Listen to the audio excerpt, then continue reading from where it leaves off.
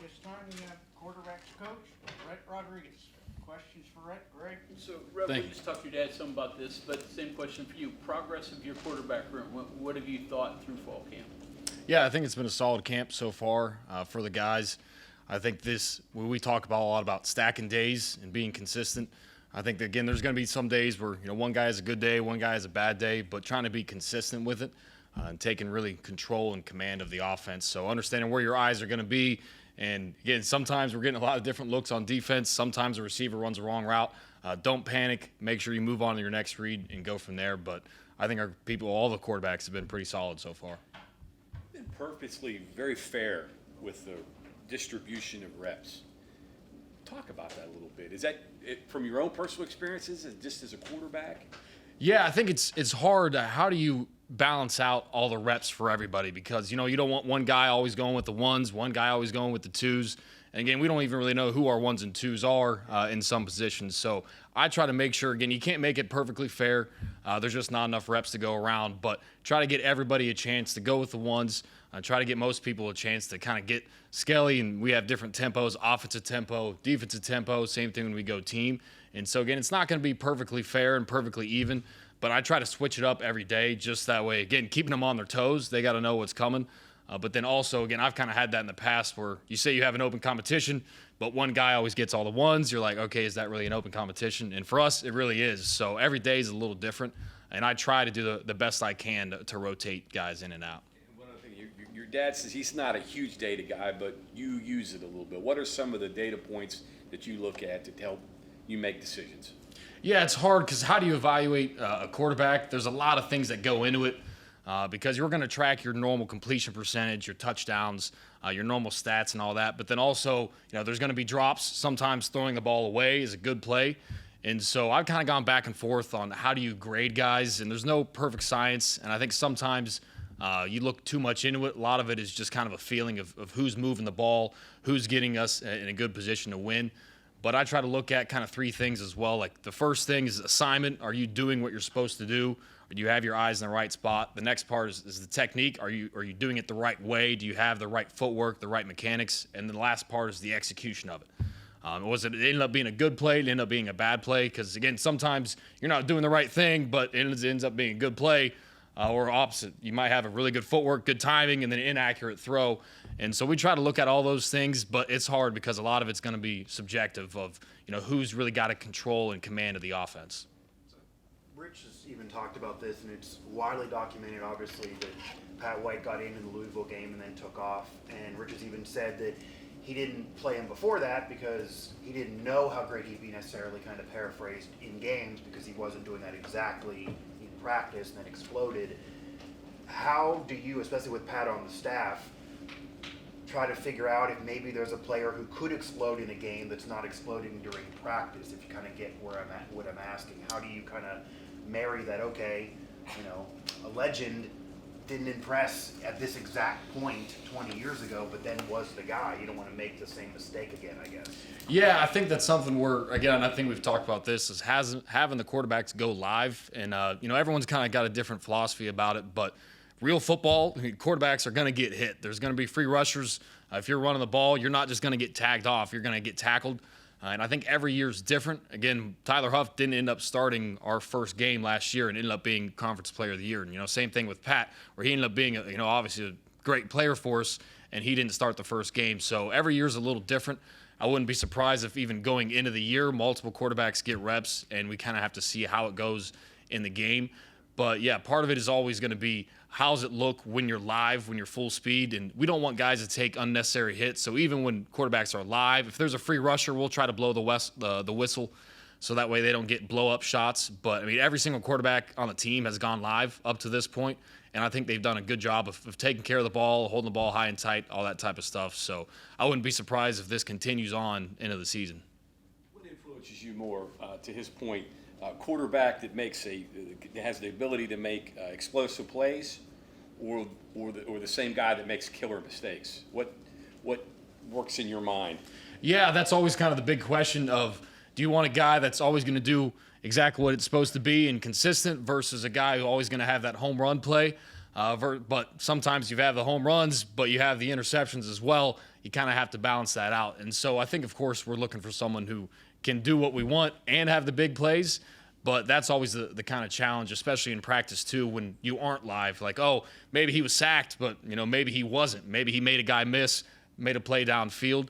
And so, again, I think that's something that's always tough, and that's why sometimes it takes a couple games or it might even take a full season before you really know what you have in the room. Some insight into Scotty Fox and Khalil Wilkins, the young guys. Yeah, I think Scotty is, as a true freshman, again, he was here in the spring, but the thing that's really impressive about him is normally freshmen kind of hold on to the ball a little bit. They're back there, they wait, and they're late to something. And he's almost the opposite. He's almost going too fast, which, is a good thing. But he has great footwork, great mechanics, and he makes some throws and makes some decisions that you wouldn't anticipate out of a freshman. Of course, there's, big learning curve for him. But he's been really impressive. And the same thing for Khalil, younger guy. He wasn't able to get a lot of reps in the spring because of injury, but he's a guy that, as he gets more and more reps, he'll keep getting better. Obviously dynamic with the ball in his hands. He's broken off a few big runs already, and so really excited about his future. There's a lot of stuff a quarterback can get better at, like arm strength, decision making with experience, but there's like this debate that accuracy is either there or it's not. Assuming a quarterback coach absolutely disagrees, and you can work on that, right? But how hard is it to, this late in the game, have that many reps in your life, from high school to college or whatever, if you're not that accurate? Can you get more accurate? How do you get a guy more accurate? Or is that just an elusive goal?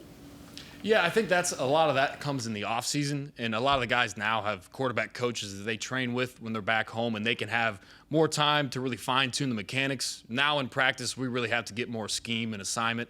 And so I think just footwork and timing, a lot of accuracy with your arms starts with your legs, starts with your lower half, and that's something we preach on. But yeah, kind of like you said, at this point, a lot of the time you don't really want to change your throwing motion. Up to this point, we always try to get the ball out quick. That's part of it.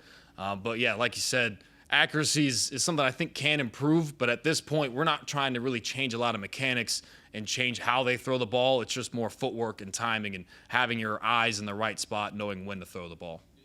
It's not much hitting a target sometimes too, but throwing guys open. Can you just kind of describe the levels of accuracy? Because it's not just apple off the head, right? You have to do different things too. Yeah, especially when there's moving targets. We always talk about when it's stationary, it's easy. You just hit them, right in the chest. But like we talked about, cover three, throw the seams, and you're supposed to throw it on your third step. So one big, two crossover, and throw. You throw them into that window. Sometimes if you're late, you hitch up. You have to put a little bit more velocity on the ball. And so I think when you throw it on time and when you see it on time, you can throw them into the window. And I think that's kind of the next step for our quarterbacks to make is right now I think there's still some of that trust factor of, okay, I think he's going to be there, but let me make sure he is before I throw it. And eventually we want to get to the point where we can throw them into windows, and that's, when our offense really gets going and gets big plays.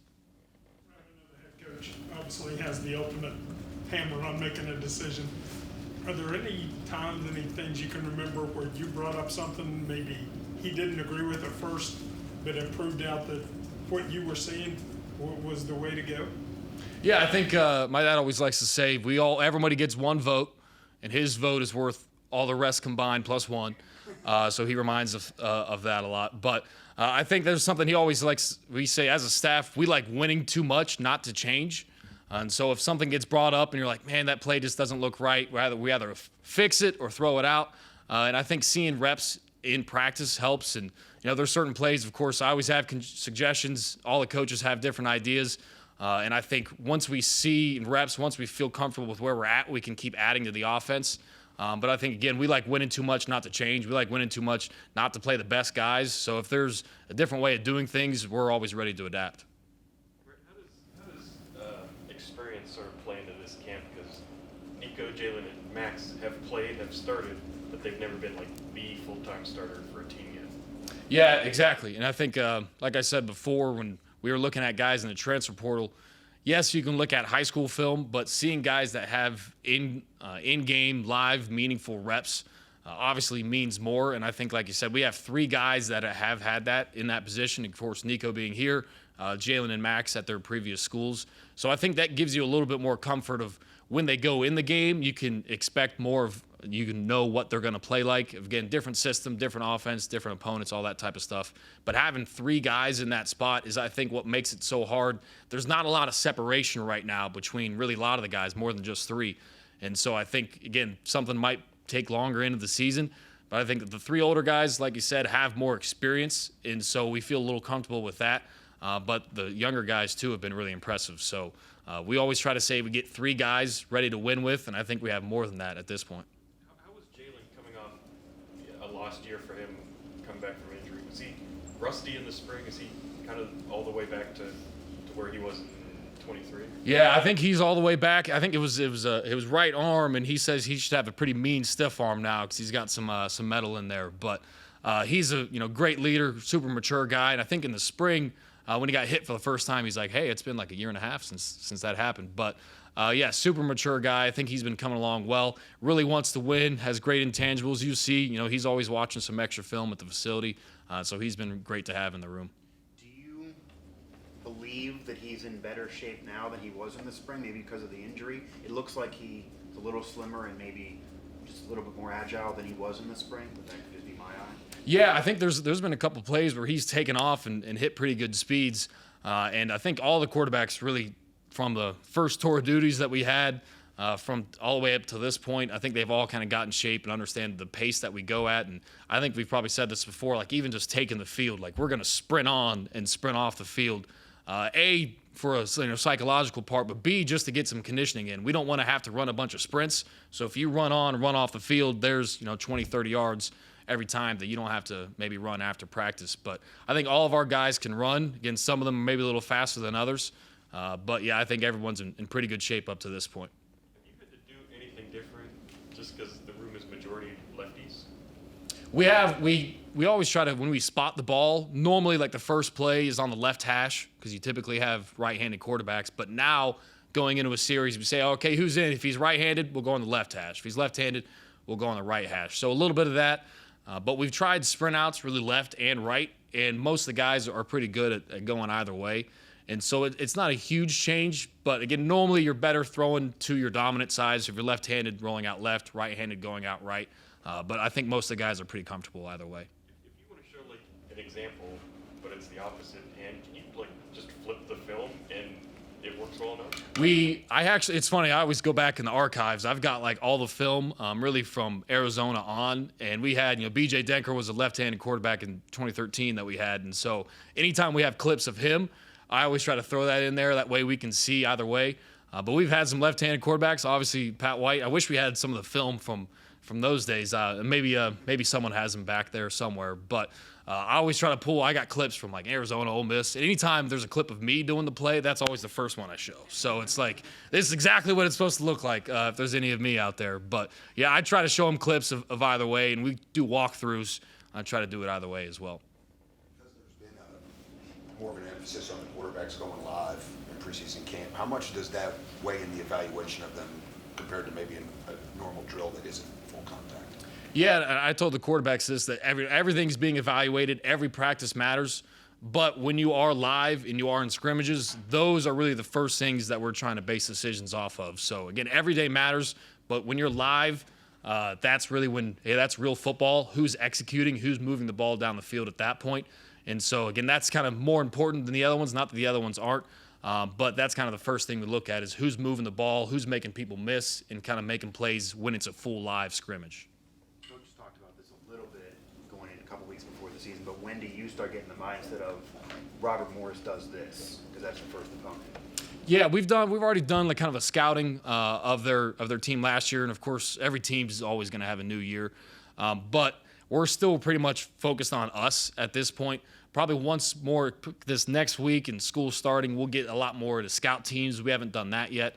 But I think once that kind of gets going, we'll focus more on Robert Morris. But right now, again, we're seeing so many different looks on defense, which is great for us because any film that we're going to see, we've probably already seen that look in practice. And so once we get going, probably next week, we'll focus more on specifically what Robert Morris does.